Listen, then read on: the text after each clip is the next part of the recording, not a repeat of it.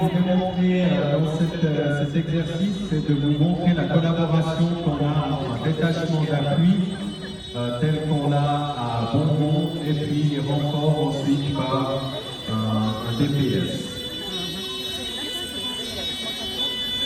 Donc vous devez juste avoir un petit peu de fantaisie et puis vous imaginez.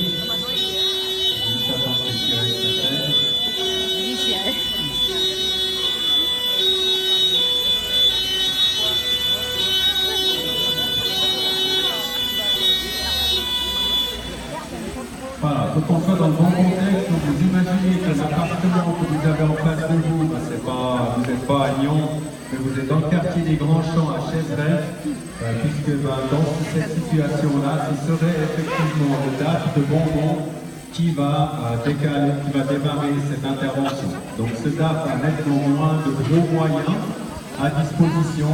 Donc les missions qui leur sont dévolues sont évidemment aussi en fonction du matériel qu'ils ont. On a notre officier, ben, la première chose qu'il va faire, c'est une reconnaissance déjà sommaire, et son objectif, c'est de prioriser ses missions. Donc, la première mission sera de faire le sauvetage des personnes, et puis la deuxième chose, ce sera de préparer l'alimentation en eau pour les moyens complémentaires qui vont venir dans le principe d'ici 5-10 minutes au plus tard, et qui commenceront ensuite avec l'extinction de l'incendie. Vous avez vu sur votre gauche, le gros moustique, c'est un drone. Donc juste pour vous montrer qu'il y a, en cas de gros événements avec des feux de toiture par exemple, on a la possibilité de faire venir un drone et de surveiller depuis le haut le site de l'intervention. Donc d'une part de filmer l'intervention, mais surtout de faire des reconnaissances. On sait que le feu aurait déjà percé dans la toiture par exemple. Donc c'est des outils technologiques complémentaires qui sont très intéressants pour nous. Le pilote du drone étant situé sur votre droite, juste au pied du bâtiment de la génération. Si vous dérange, on donnera un coup de jet dedans et puis ça y descend tout seul.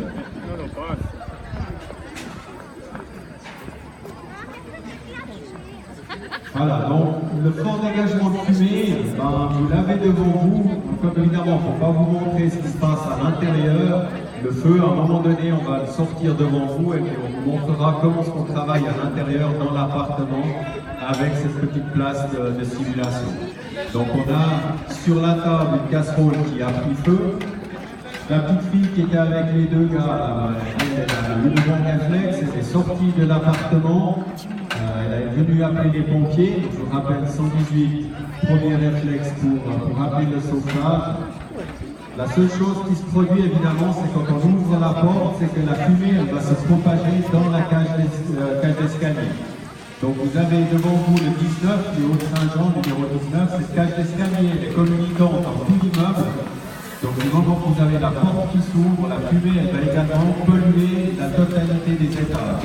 Donc ça va devenir un problème pour nous pour l'intervention, mais ce sera surtout un problème pour vous en tant que locataire des autres étages pour sortir sain et sauf de votre maison si nécessaire. Alors en même temps, on a des sauvetages, on a une charmante jeune fille habitant du 5e étage qui appelle au secours, et puis sur la droite, on a aussi au 4e étage une personne qui aura besoin de sauver. Donc vous voyez que les moyens d'intervention avec le réchec ça ne permettra déjà de faire le premier secours en priorité. Le tuyau jaune qui s'est déroulé, on a trouvé une prise d'eau qui était sur le bas de la rue Saint-Jean.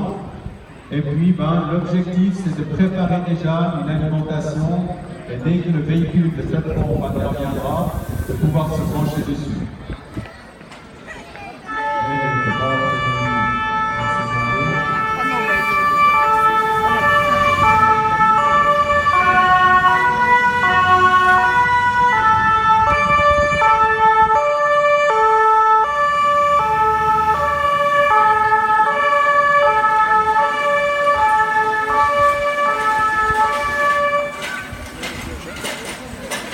Voilà, le seul pompe qui vient d'arriver, c'est le seul pompe du site de Saint-Serge, qui va s'occuper à présent de la partie extinction. Donc, une fois qu'on a commencé à prioriser les sauvetages, on va pouvoir mettre en place aussi les moyens nécessaires pour éteindre le feu. Le chef d'intervention de Saint-Cergue va prendre contact avec l'officier du DAP de Beaumont. Et puis, ils font rapidement un point de situation sur l'évolution du sinistre actuel.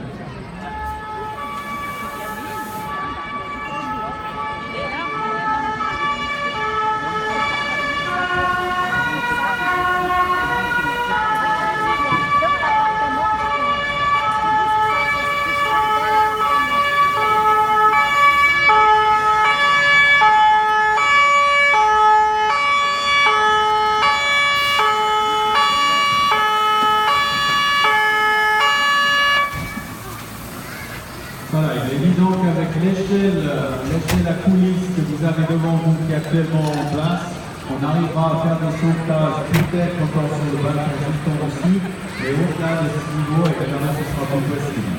Raison pour laquelle, dans le protocole de départ que le sauvetage d'alarme nous aura envoyé, on a déjà été mandaté pour arriver avec cette échelle qui permet de monter à 30 mètres, 32 mètres pour être très exact, très précis. Donc ça nous permettra de faire des sauvetages sur le haut qui vont se dérouler en parallèle. Ce qui est important, c'est que la personne pompier qui arrive en haut sécurise la tête d'échelle pour éviter que cette échelle va glisser au moment où les civils vont sortir.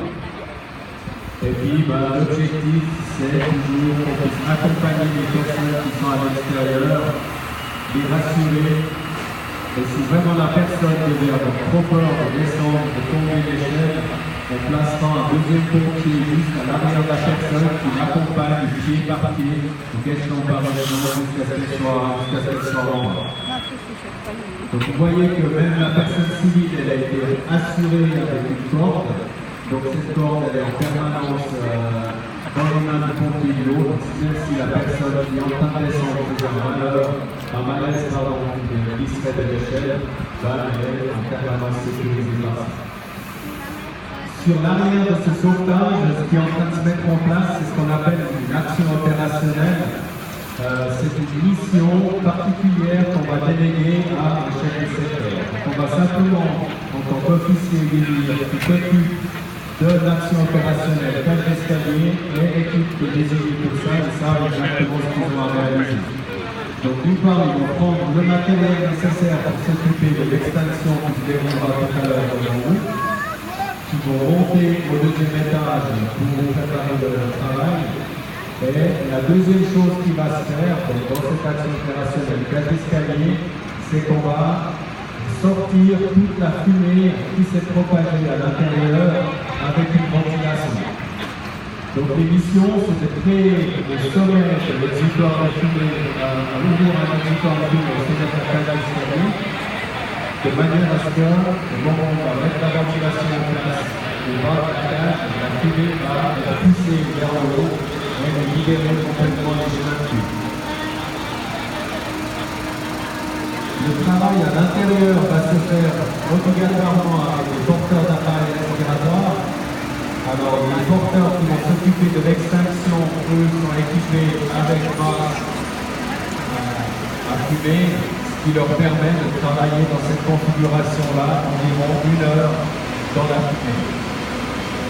Les deux porteurs qui sont montés avec l'échelle ont également embarqué un appareil respiratoire, alors même que pour l'instant il n'y en a pas besoin, mais on ne sait pas comment le truc peut évoluer. Donc c'est toujours important d'avoir déjà tous les moyens à disposition si il devait y avoir une mauvaise évolution du sinistre.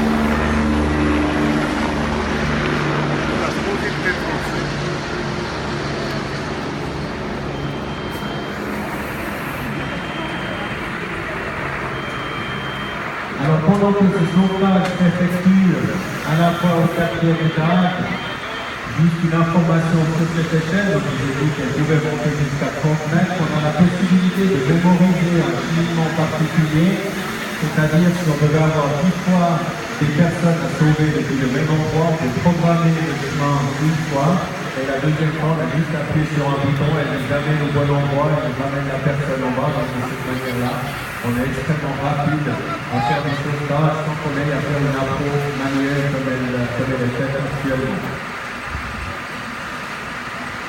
Au bas de la cage d'escalier du 19, on a donc la ventilation passive qui est en place. On a commencé à souffler dans cette cage d'escalier, ce qui nous permet de libérer les voies de fuite de toute fumée. Je profite juste de vous donner quelques conseils si malheureusement vous devriez avoir un incendie chez vous. Premier réflexe, vous fermez toutes les portes qui sont derrière vous. Donc à savoir que même une porte comme ça de M, qui n'a pas de résistance toute particulière, elle va vous tenir le feu facilement une vingtaine de minutes.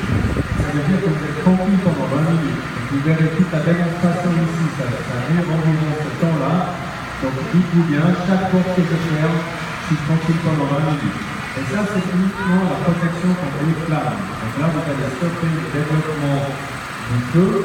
Mais ce qui est surtout important, c'est que vous allez stopper le développement des fumées.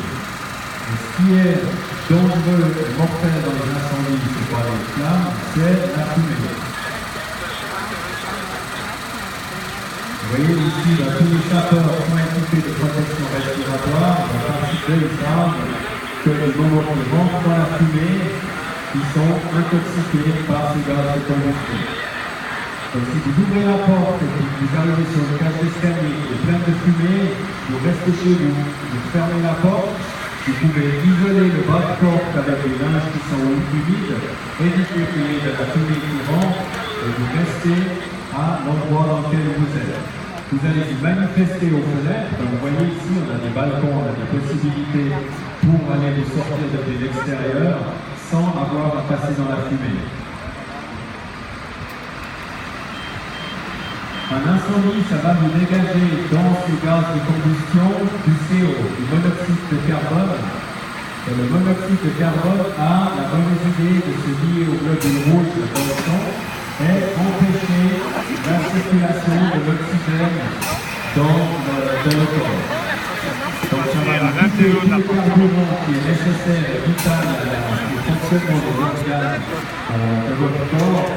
Et de ce fait, vous allez tout d'un coup vous trouver paralysé dans la fumée, vous avez envie de continuer, vous avez envie de marcher, de vous sauver, mais vous ne pouvez plus rien faire, vous ne pouvez plus rien bouger. Donc, dans tous les cas de figure, encore une fois, vous fermez toutes les portes derrière vous, vous manifestez aux fenêtres, et puis vous attendez les secours, et en parallèle de ça, jamais on ne s'aventurera dans la fumée. Alors maintenant, on a descendu notre incendie devant vous, vous avez vu le feu de casserole sur votre droite. Alors la première chose qu'on va mettre en place devant la porte d'entrée, donc avant de pénétrer dans la cuisine, c'est ce qu'on appelle un stop fumée. Donc on va coincer ce stop fumée, cette couverture qui est spécialement conçue, de manière à ce qu'au moment où on va ouvrir la porte, ce rideau-là va empêcher la fumée de sortir. En parallèle de ça, on a notre équipe de porteurs. Ils ont leurs tuyaux qui sont pris en écheveau, donc on a juste à mettre la pression d'eau et le tuyau il va automatiquement se remplir d'eau et nous donner une réserve suffisante pour aller combattre l'incendie à l'intérieur.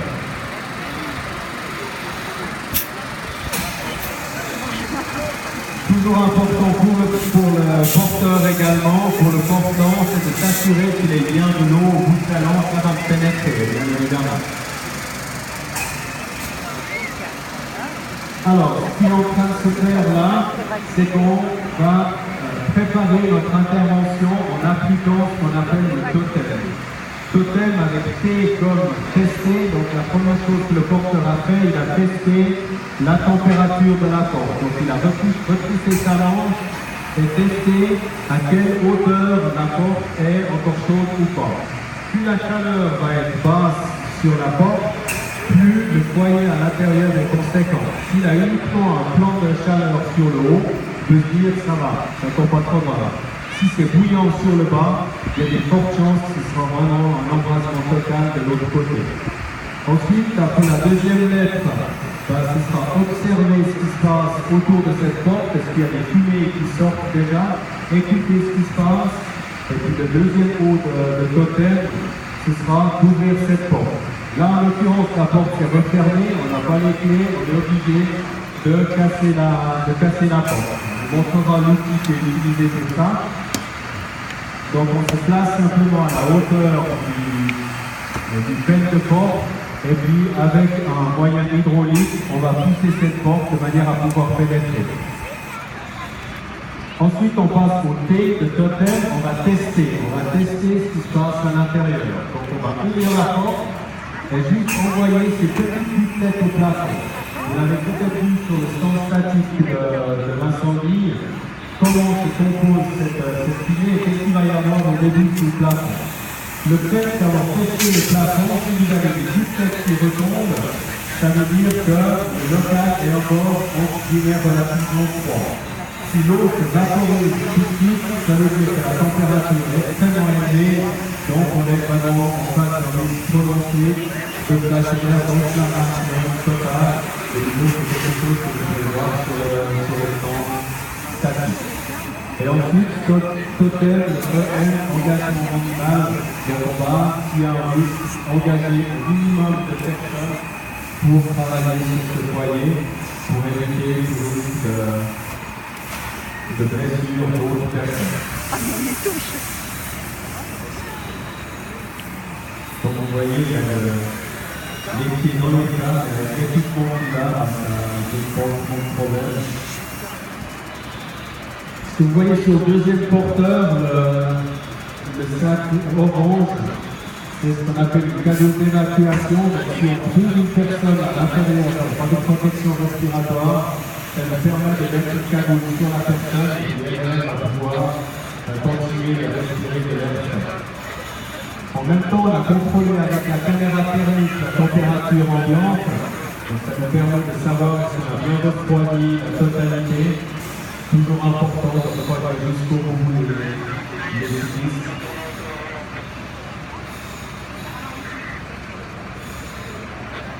Alors évidemment ici on est à l'air libre, donc très peu de fumée, en plus c'est un peu de simulation de gaz, donc de nouveau pas de fumée. Dans la réalité, tout votre appartement là actuellement il est plein de fumée.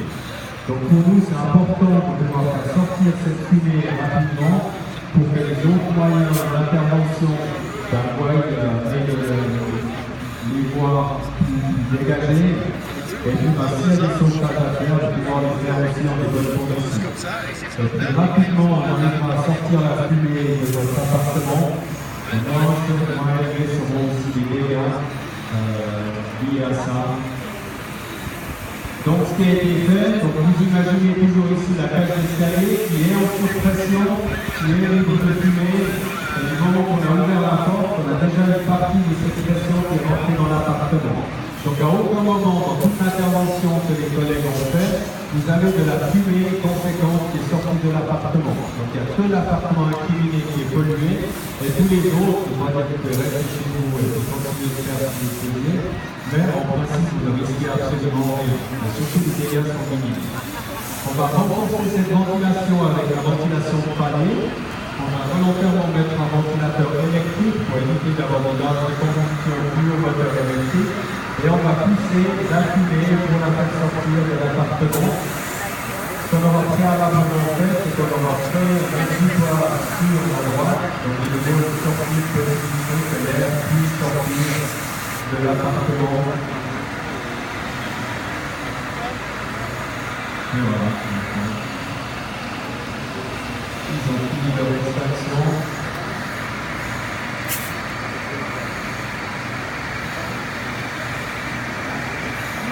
Voilà, donc ce que vous avez pu voir ici, c'est en fait d'une part la collaboration entre le DAF et les secours qui sont appelés dans un deuxième temps, l'engagement de l'échelle à coulisses pour le sauvetage par le DAF, l'engagement de l'échelle 30 mètres pour les sauvetages en grande altitude, et justement l'utilisation de cette action opérationnelle.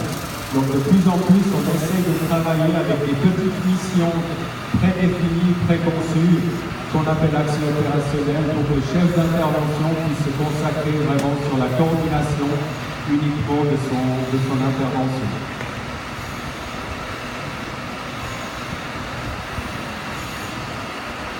Ok, alors on va applaudir les collègues, merci pour votre travail.